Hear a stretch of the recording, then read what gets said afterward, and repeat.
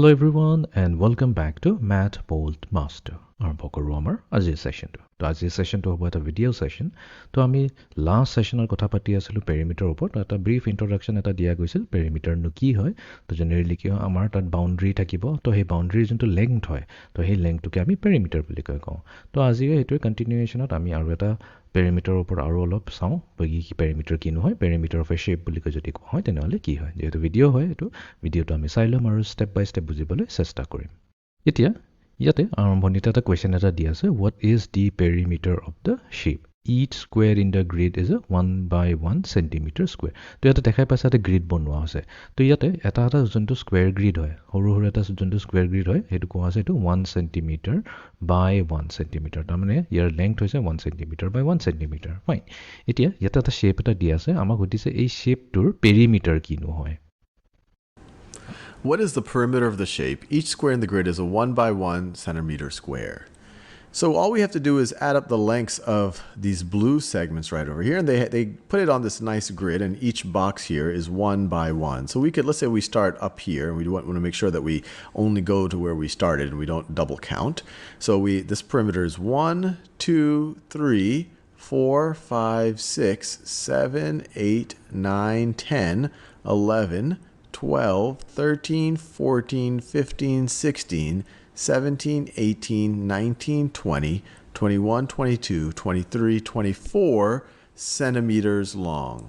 So it is very simple হয় এটিকো কি কৰিব লাগে কোনোবা এটা পইণ্টৰ পৰা আৰম্ভ কৰিলে হ'ল যেনেকা ইয়াতে এইটো পইণ্টৰ পৰা যদি আৰম্ভ কৰা তেনেহ'লে কাউণ্ট কৰি গ'ল এটা লাইন এটা স্কুৱেৰৰ লাইন হৈছে 1 চেণ্টিমিটাৰটো আমি 1 বুলিকৈ ধৰিম 1 2 3 4 5 এনেকৈ কৰি পেলাই গোটেই আমি কাউণ্ট কৰি ল'ম এইখিনিলৈ শেষ হ'ব লাগিব তো আহিছে আমাৰ 24 centimeters.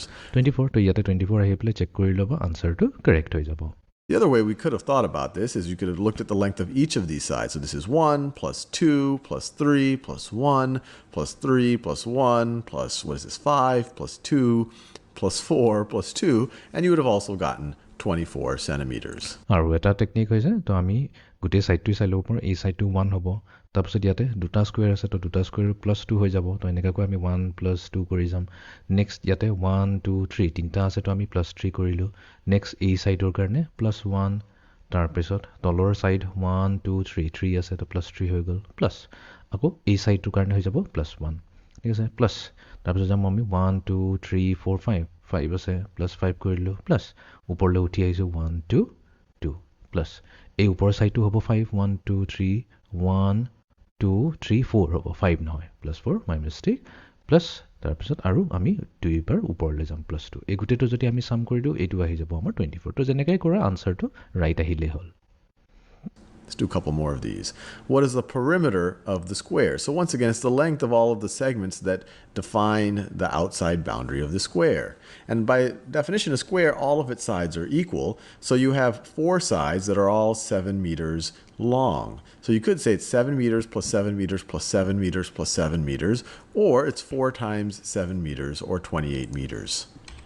28 meters. Let's do one more. তো ইয়াতে আমাক এটা স্কুৱেৰ দিছে আৰু সুধিছে এই স্কুৱেৰটোৰ পেৰিমিটাৰ কি হ'ব আৰু ইয়াতে দিয়া আছে যে এই স্কুৱেৰৰ দুটা সাইডহে দি আছে কিন্তু দেই এটা সাইড দিছে 7 মিটাৰ আৰু এটা সাইড দিছে 7 মিটাৰ দুটা সাইড দিছে আৰু আমাক সুধিছে পেৰিমিটাৰ কি হয় প্ৰব্লেম নাই আমি জানো স্কুৱেৰৰ কি হয় স্কুৱেৰৰ গোটেইবোৰ সাইডছবোৰ ইকুৱেল হয় তাৰমানে ওপৰটো 7 চেণ্টিমিটাৰ হ'লে এই সাইডটো যদি 7 মিটাৰ হয় তেনেহ'লে এইটো 7 মিটাৰ হ'ব আৰু এই সাইডটো 7 মিটাৰ হ'ব গোটেইকেইটা যিহেতু 7 7 আছে তো 7ক আমি 4বাৰ যদি এড কৰি দিওঁ সেম কথা হয় 7 মাল্টিপ্লাই টু 4 কৰা একেই কথা 7 4 is 28 তো তাৰমানে আনসাৰ আহিব 28 metre Let's do one more.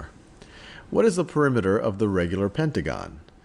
So it's a তো এইটো আমি নিজে ট্ৰাই কৰি চাওঁ বাৰু ইয়াতে এটা পেণ্টাগন এটা দি আছে ঠিক আছে আৰু এই পেণ্টাগনটোৰ ওপৰৰ সাইডটো দিয়া আছে 2 ঠিক আছে সেন্টিমিটাৰ মিটাৰ একো দিয়া নাই তো এইটো জাস্ট ইউনিটছত দিয়া আছে ঠিক আছে তো এতিয়া সুধিছে এই ৰেগুলাৰ পেণ্টাগন এটা ৰেগুলাৰ পেণ্টাগন মানে কি হয় সেইটো কিন্তু জানিব লাগিব পেণ্টাগন বহুত ধৰণৰ থাকে এটা নৰ্মেল পেণ্টাগন থাকে আৰু এটা ৰেগুলাৰ পেণ্টাগন থাকে ঠিক আছে মই যোনটো ড্ৰ কৰিলে এইটো হৈছে এটা নৰ্মেল পেণ্টাগন এইটো ৰেগুলাৰ পেণ্টাগন হয় তো একচুৱেলি ৰেগুলাৰ পেণ্টাগন হ'বলৈ হ'লে ফিগাৰটো ঠিক এনেকা হ'ব ৰেগুলাৰ পেণ্টাগন কেতিয়া হয় এটা পেণ্টাগনৰ যদি গোটেইকেইটা সাইডছ ইকুৱেল হয় তেতিয়া সেইটোক আমি এটা ৰেগুলাৰ ৱৰ্ডটো ইউজ কৰোঁ পেণ্টাগনৰ আগত তো এইটো ৰেগুলাৰ পেণ্টাগন হৈ গ'ল তো যিহেতু এইটো 2 হয় তেনেহ'লে এইটো 2 হৈ যাব, এইটো চাইডো 2, এইটো চাইডো 2, তো গোটেইকেইটা চাইড 2 হৈ যায়, তেনেহ'লে আমাৰ ফাইনেল আনচাৰ কি হ'ব? 2 × 5 কৰিলে হৈ গ'ল, তো এইটো হৈ যাব আমাৰ 10 units. A regular pentagon, which means all of its sides have the same length, and they give us the side of 1. The length of 1 is 2, so all of the sides have length 2.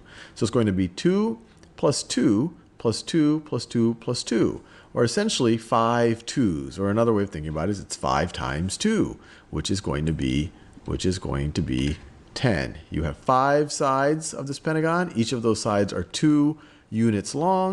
So 2 units long times 5 sides is going to be 10 units. ঠিক আছে, তো এইটো একটা simple problem আছিলে, তো আমি easily পেণ্টাগনৰো পেৰিমিটাৰটো calculate কৰিলোঁ। তো এইটো আছিলে আমাৰ আজিৰ ছেশ্যনটো। So' see you in the next session. Thank U.